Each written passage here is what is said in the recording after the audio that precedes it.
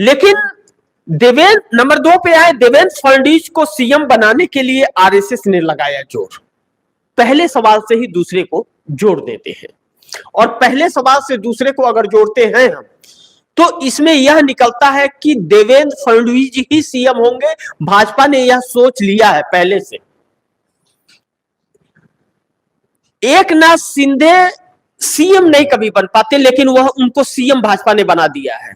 अजीत पवार अपने 85 साल के बुजुर्ग चाचा को धोखा दे करके इसलिए आए भाजपा में, अपने ऊपर एक धब्बा लगाया कि वह सीएम बन जाएंगे, लेकिन उनका सपना पूरा नहीं हुआ और राजनीतिक करियर को फुल स्टॉप लगता हुआ नजर आ रहा है।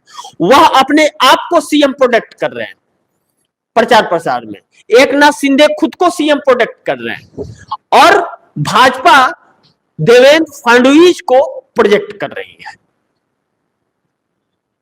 तीनों के अंदर मामले उलझ गए हैं। भारतीय जनता पार्टी निष्पक्ष चुनाव नहीं जीत सकती, यह हर कोई जानता है। जरूर धोखाधड़ी, साम दंड भेद चलता है और चुनाव आयोग की बड़ी सहयोग रहता है भारतीय जनता पार्टी को, इस चीज से बिल्कुल इंकार नहीं किया जा सकता, और हर राज्यों में यही खेल चल रहा है। लेकिन इस बार कुछ सिचुएशन अलग लग रहे हैं। चुनाव आयोग के भी हाथ पांव फूले हुए, इसलिए कि हरियाणा का मामला अलग था। हरियाणा में कांग्रेस अकेली थी, और इस चीज से भी इंकार नहीं है कि भूपेंद्र सिंह हुड्डा हो या कुमारी सैलजा हो या रणदीप सुरजेवाला हो, इन लोगों के चक्कर में भी कांग्रेस हारी है। राहुल गांधी की वजह से 39.07 मिला था वोट प्रतिशत, 39.07, 12% तकरीबन उछाल आई थी कांग्रेस की। 28% पहले था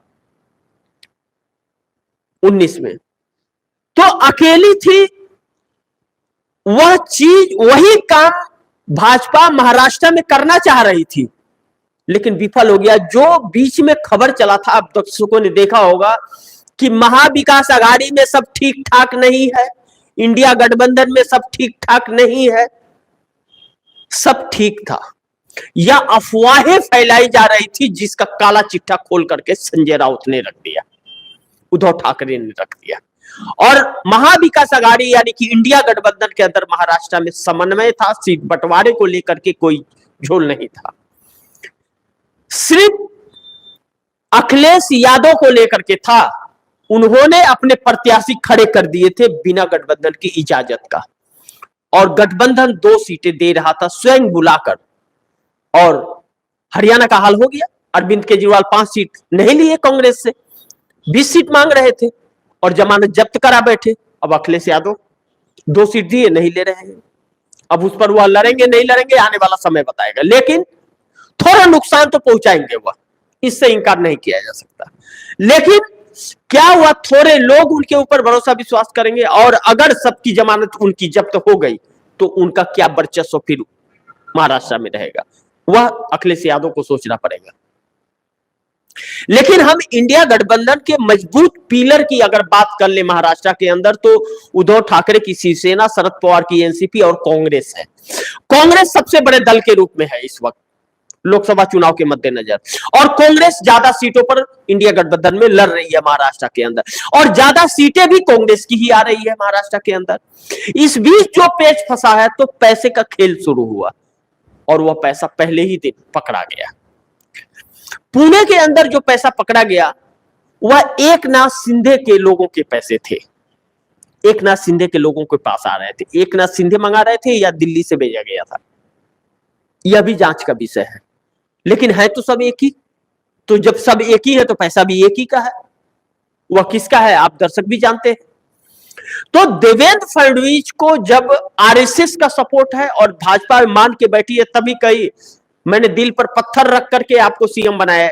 अमित शाह ने एकनाथ शिंदे को कहा, तो अब उन्हें सोचने पर मजबूर भी होना पड़ रहा है, और उनकी मुश्किलें भी बड़ी तेजी से अब रफ्तार पकड़ रही है, और उन्हें निपटाने का पूरा व्यवस्था भारतीय जनता पार्टी कर रही है। और देवेंद्र फडणवीस ही सीएम होंगे अगर भाजपा आई। लेकिन इंडिया गठबंधन के सामने इस बार महाराष्ट्र जीत पाना बड़ी मुश्किल लग रहा है, इतना आसान नहीं होगा, ऐसा प्रतीक हो रहा है। आने वाला समय बताएगा, अभी तो खेल शुरू हुआ है, अभी तो भगदड़ मची है।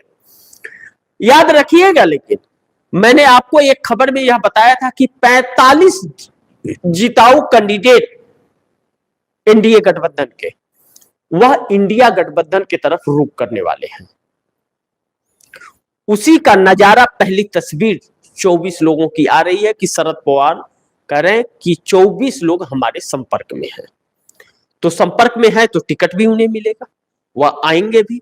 अगर आएंगे तो भाजपा के वर्चस्व कम होंगे, एनडीए गठबंधन के वर्चस्व कम होंगे।